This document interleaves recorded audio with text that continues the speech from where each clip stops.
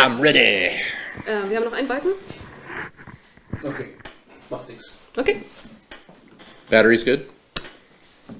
Ish. I got spare ones. Okay. Is this all still all German audience? Probably. But I hope they're not mad at me. Nah. Sorry, guys. First of all, they all know that you're American and that you don't learn German in half a year to speak it fluently about complex things. Hi! We're back online, obviously. Hello! This is the second part of our two-part stream today, and we're going to talk about Torg Eternity, the Living Land. That's right. And about Warhammer 40,000, Wrath and Glory. I can't do it justice, I'm sorry. You do great. You do great. You have nothing to complain about. Actually, something people probably don't know is that you were actually one of the playtesters. Yeah, I was allowed to Glory. playtest it once. I really had a lot of fun. I played just a grunt with a less gun and a med pack. An Imperial Guardsman, a medic, as a matter of fact, yes. Imperial Guards 1, actually, and invented a new planet called Ichstein, where I was from. I can explain my accent. Yes, well, it's a planet that I also now inhabited. So. Yeah, right, you live in Ichstein for another week? 2 weeks? Another 2 weeks. Yeah, you're going back to the to playtest Wrath and Glory. To keep working on Wrath and Glory, amongst other things. But we're supposed to start talking about Torg Eternity, yes, the new role-playing game that was Kickstarted last year, and the books and the cargo boxes are just now getting to all the backers, which I think they should be in all the backers' hands by the time by the time we're doing this now. And they're big, yeah. They're meaty. I did a whole video about unboxing the Torg cargo box. So it's like Christmas. It is. It totally is, and we're very proud of it. But the next thing after that, after we did the core Torg Eternity launch, the next thing is going to be about the Living Land. For all the noobs, what is the Living Land? So the core premise of Torg Eternity is that Earth has been invaded by other realities. The High Lords of these realities want to steal all of Earth's possibility energy because we're very rich in possibilities. We have an almost endless supply. And where their invasion touches the Earth, it sort of becomes their world. The Living Land is the world of one of these High Lords called Baruch Ka, and he's a lizard man called an Adinos. And where his reality touches the Earth, it turns into this primitive adventure realm where it's all jungles and dinosaurs and technology doesn't work. But there's this huge level of spiritual energy because there's a capital G goddess called Lunala that exists, and her miracles become real. So the Living Land is this really interesting place to adventure in, not only because of the dangers, but also because the Living Land hides little lost worlds, little pieces of dead civilizations, other realities, other worlds that have been tucked away by the goddess as examples of what happens when they don't rely on the things of life, but instead the things of death, like computers and technology. And so if you go into the Living Land, you can rescue the people that are trapped there. You can fight back against the High Lords, but you can also find bizarre little pockets of other worlds where there might be something really important to the war effort, like a document that explains what the High Lords are planning, or a special sword from another reality where magic is the preeminent thing. Right? There's just little pieces of other worlds that can be really important for you to go there. That's why going to the Living Land is a really fun thing to do. Okay. Most important question for me: can I ride dinosaurs? Of course you can ride a dinosaur. The dinosaurs of the Living Land are very much so. I said that the race from the Living Land, they're lizard men, right? Yeah. They're reptiles. Dinos. Yeah, they're called the Dinos. They're reptiles, and their world is reptilian. So the dinosaurs from their world that show up here are very much like the dinosaurs that we thought of back in the 80s. They're all no feathers. They're all scaly.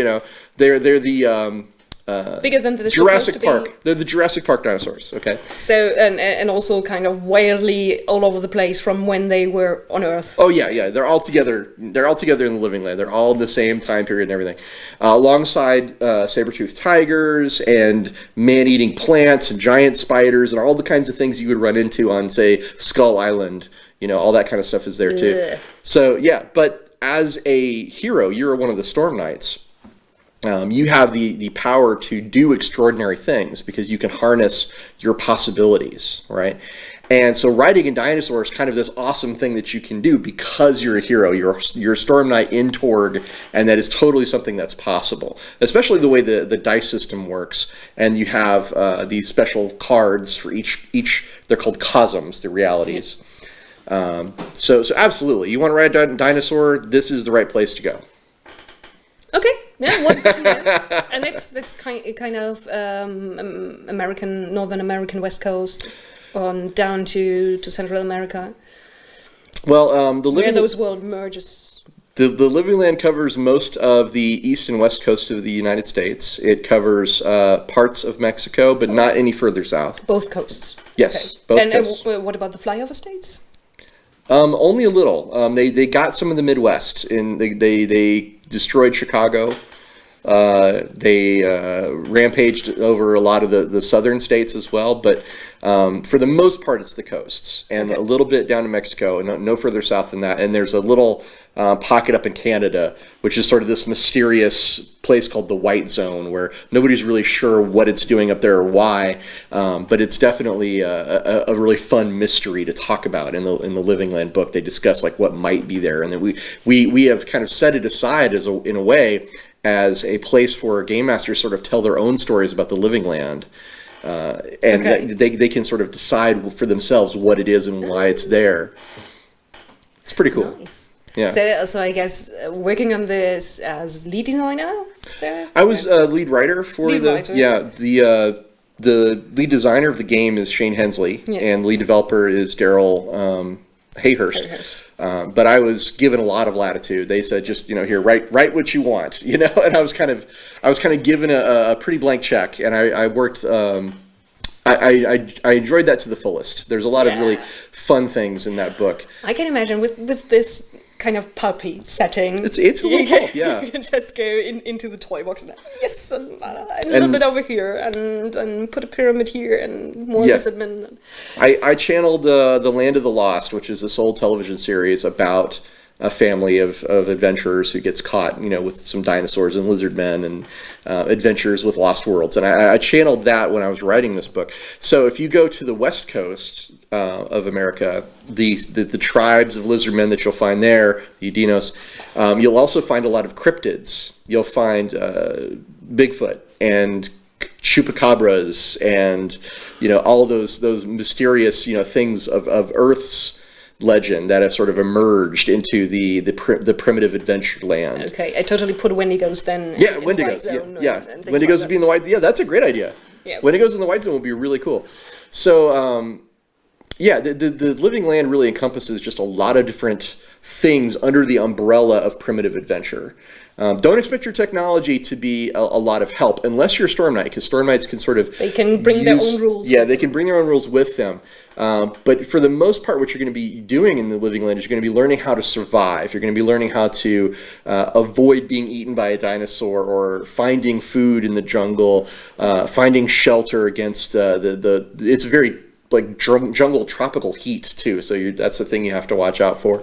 And merely going from one place to another in the Living Land is usually dangerous because it's a land of adventure, and there's danger around every corner. So there's actually a table in the book that talks about when you're journeying through the Living Land, there are certain things you can encounter along the way, the perils of the Living Land, they're called. But this is also represented in the cards. Mm-hmm. So you can get eaten by a dinosaur, you can get eaten by a lizardman, you can get eaten by a plant. You definitely can get eaten by a plant, yes, that is a possibility. You can get eaten by other very desperate people in the jungle? There are desperate people. There are people that need to be rescued. Because... Then they better not eat me. Well, that's a really good point.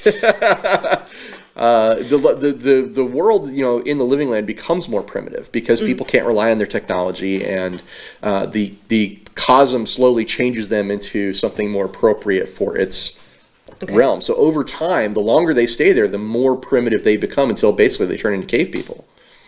So there's kind of a ticking clock. You kind of have to try and rescue those you can if possible, but just rescuing them isn't enough, because in Torg you have to change the reality. You have to accomplish great deeds and then tell that story to refill them with that possibilities energy, to inspire them to feel like they can return to where they came from. And it's a really cool mechanic that we have involved with the way the reality works. Now that's in the Torg Eternity core book.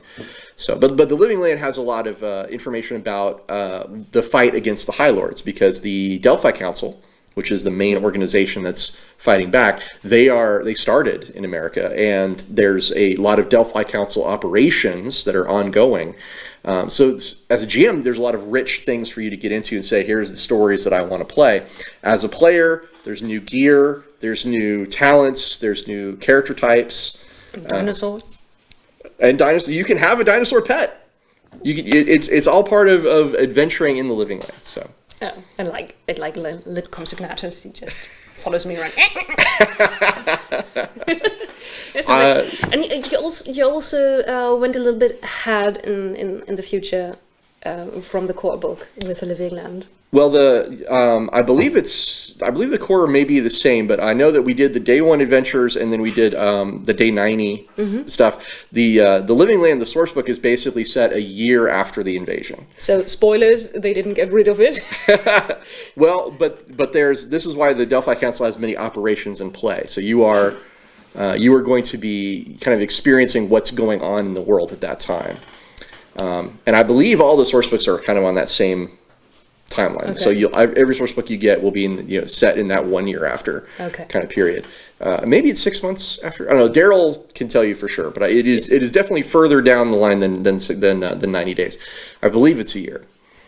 But yeah, Living Land is it's kind of the big next step forward for Torg Eternity. It's going to be the first of the source books, the first of the Cosm expansions. If you want to see what lies in store for Torg Eternity, the Living Land is the first step on that road.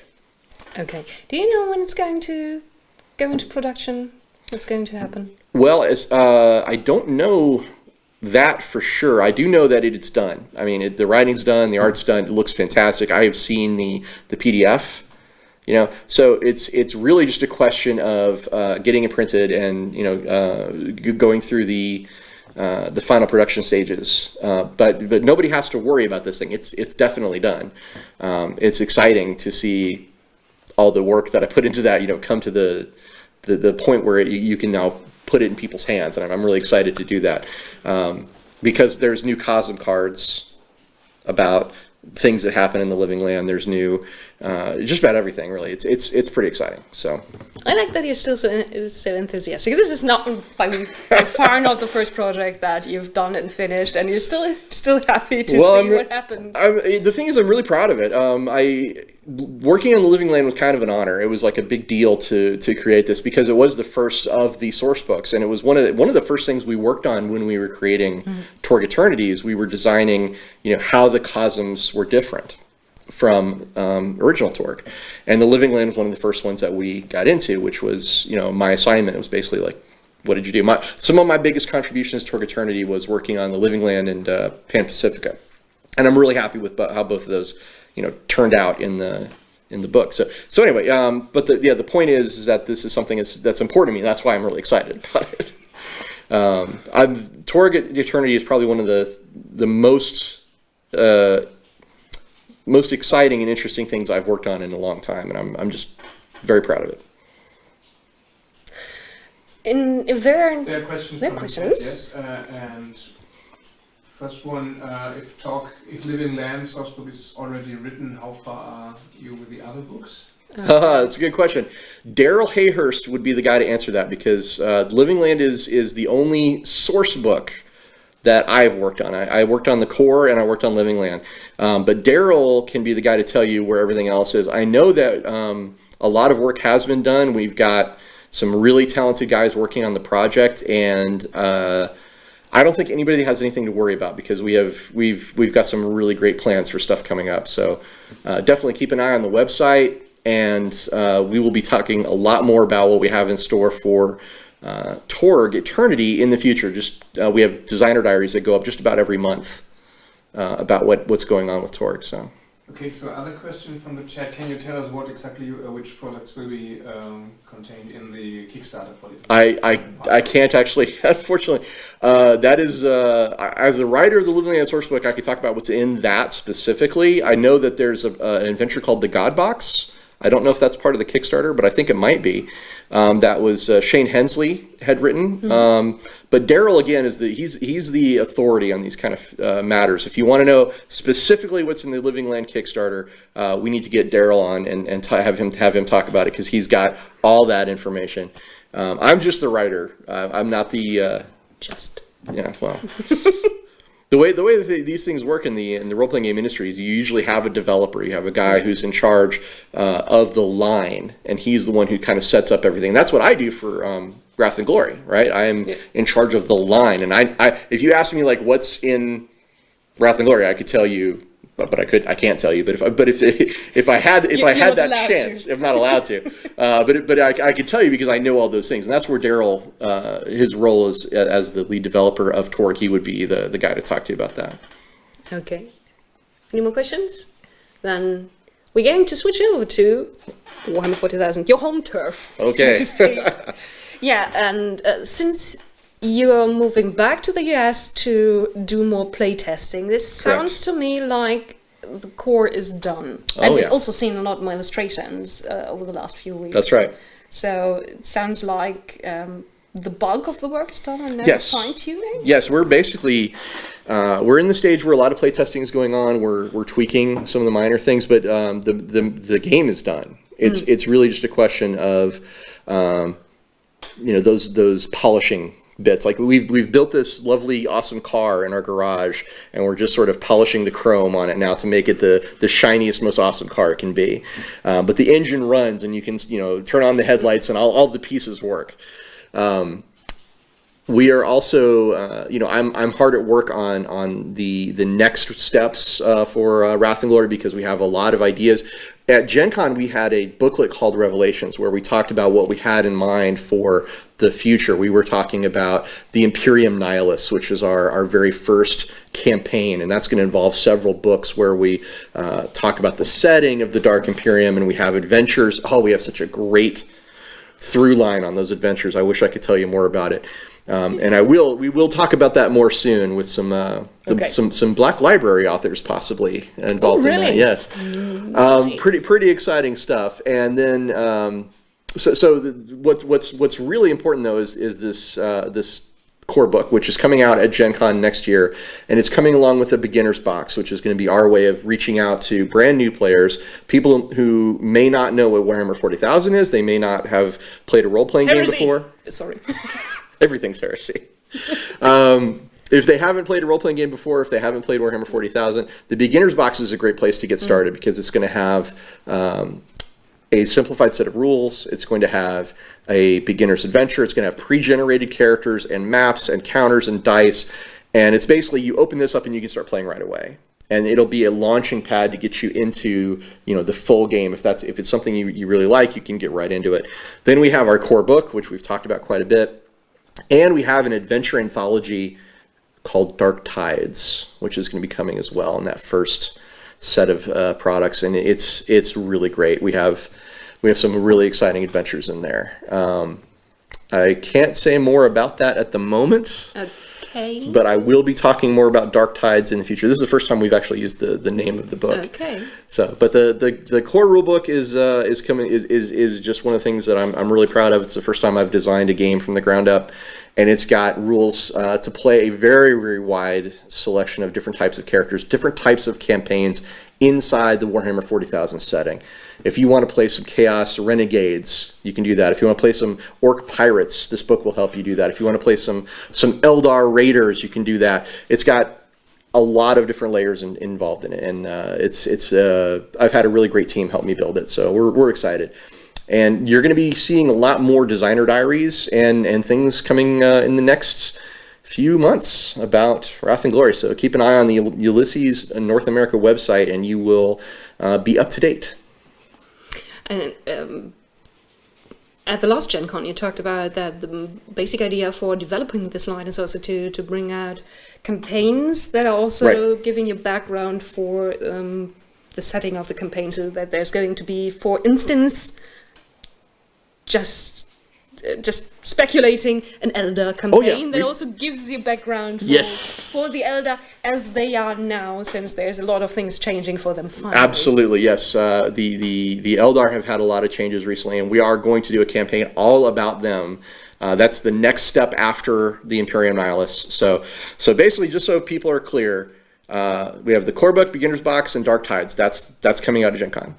After that, the next thing we're doing is the Imperium Nihilus campaign, and that's 4 books. And then after that will be the Doom of the Eldar.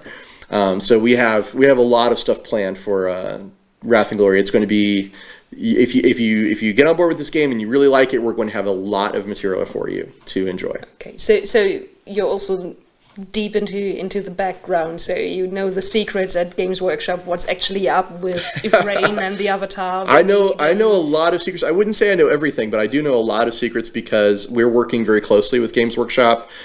We have a really great relationship with our licensing guys, and they have been wonderful about making sure that we have access to all the information we need, and they're answering all our questions.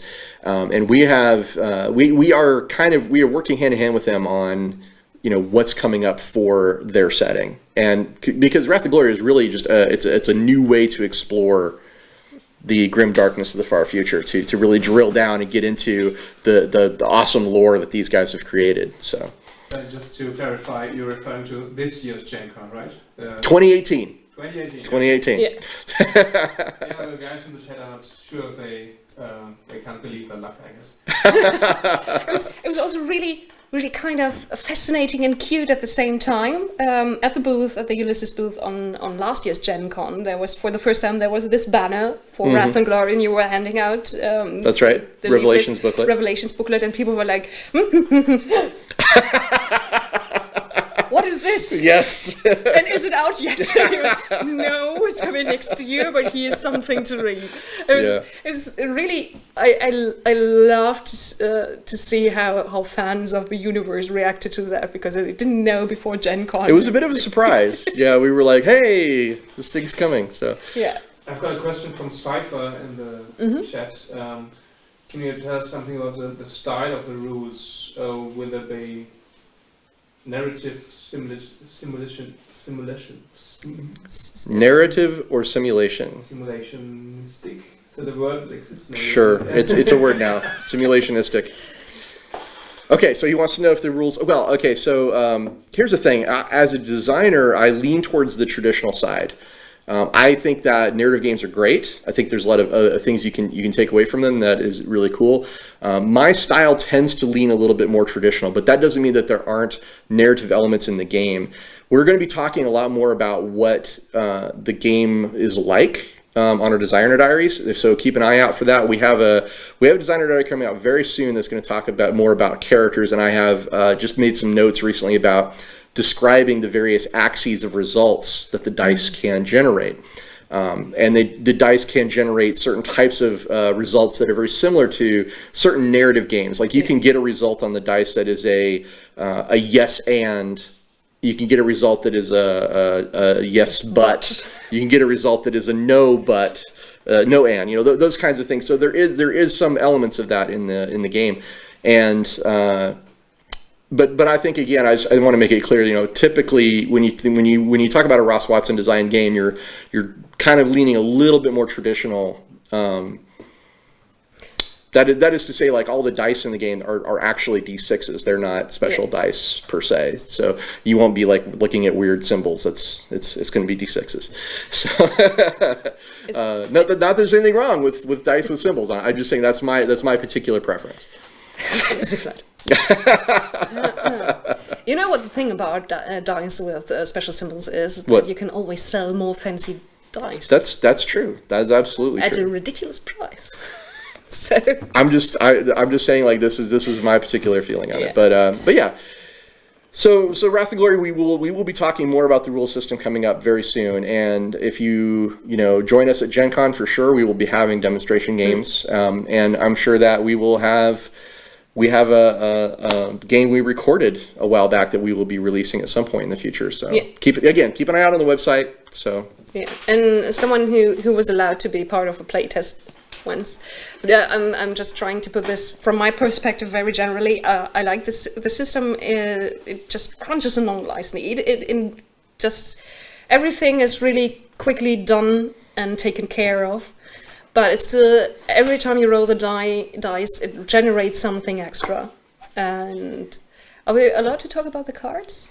We haven't really talked too much about those yet, so no, we should probably not yet say anything about that. But there's a lot of nice special effects that I enjoyed.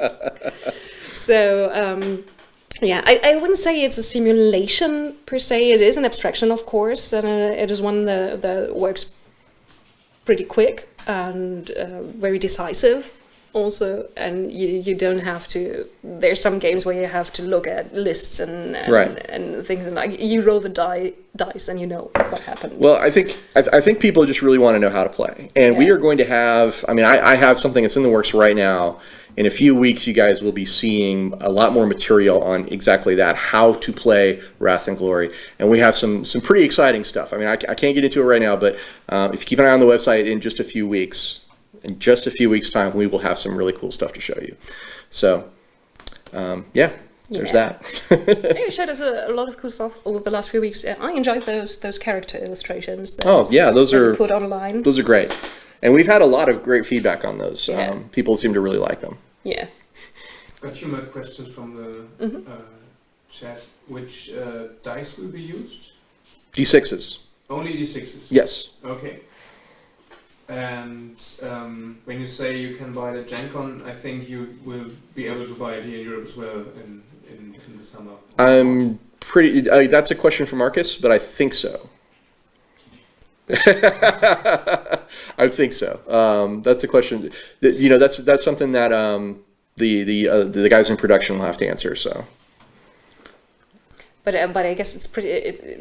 We're on the safe side to say that it's probably going to be available around Gen Con. Yeah. I would say roughly around Gen Con, if nothing else. Yeah.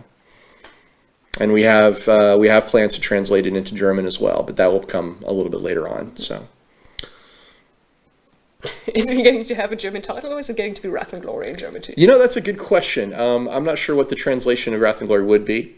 So probably. Zorn und Ruhm. Well, that sounds very. It sounds very. It sounds very 40K. So I don't know. Maybe we'll see. You use a two-syllable word in the. You can lose glory. Okay. Well, we'll figure that out. I don't know for sure right now, but we'll figure that out. Very grimmed up. Crazy stuff. Yeah. So. I'm still hoping that I've got a chance to get to Gen Con again. Yeah, I would love to see you guys there. Absolutely, it's going to be a big year this year. Yeah, so we have a lot of stuff happening. See how Wrath and Glory is going to get handed out to the first people and all. If I know some people at Gen Con, there's been this wonderful lady and her husband have been in the front of the line almost every year for the Dark Heresy and Death Watch and Rogue Trader. So hopefully I will see them again at Gen Con, because that would be pretty great. I got to know them pretty well because they're always at the front of the line. But so it's pretty exciting, and we have got a lot planned. I like that. Yeah, in general, I like that there's a lot happening for the grimdark future. Not in terms of the role-playing game, in terms of what Games Workshop is doing internally, but I think that's just really going hand in hand.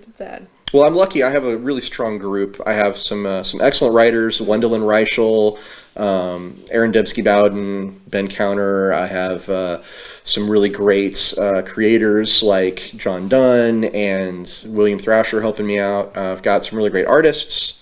Yeah. Like Alberto Bontempi, who's been doing our art that we've been showing off so far, and we have some other great artists lined up. I won't say their names, but yeah, it's coming along really well, and it's going to it's going to be a different experience of playing Warhammer 40,000. That brings you into that grimdark future, but it's definitely kind of carving its own path from the things that have come before. And you're also putting things out there and making it playable that maybe haven't been in the forefront or in front of minds of a lot of people. And I also like that there's kind of Lady Inquisitor or female commissar and things like that have been floating around. Of course. But we are excited to sort of show off some of the different sides of Warhammer 40,000 haven't been explored. The idea of playing orcs, a group of orcs going out and adventuring, that's kind of awesome. I've always really liked that as an idea. The idea of a rogue trader with an Eldar companion and a tech priest, and they're going on a mission, I think that would be a lot of fun. So yeah, it's exciting to see what the possibilities are using the Wrath and Glory approach. Okay. And we're not going to have 4 different lines exploring 4 different things. No, I think one of the things that was really important to me was making the core book the way it is, so that we can keep everything consistent. All the rules are going to be the same for all different levels of play. If you want to play a bunch of guardsmen, great, use the same rules. You may not use as many dice, right? You may have certain boundaries in place because that tier of the game is lower than other types of tiers, but the rules are the same. You're not going to have to look up things differently. Okay, so I can take the same rules and play Grey Knights. You could. That would be like a tier. That would be a high tier game, and it would be really cool, like epic. But you'd be rolling a little more dice. You'd have a little more. The boundaries would be pushed out further on the things that you're able to do with the system because of that higher tier of play.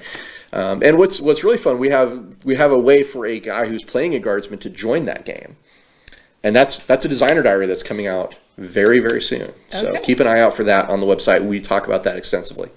Okay, 2 final questions from the chat. 2 more questions. 2 more questions. How many pages for the core book? How many pages do we get? Okay, the core book is 300 pages. Yeah, you can bash in a Sinus count with it. Yeah, but 300 is a good size. It's comprehensive without being enormous.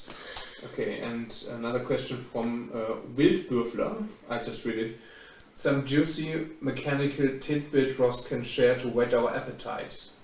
A juicy mechanical tidbit.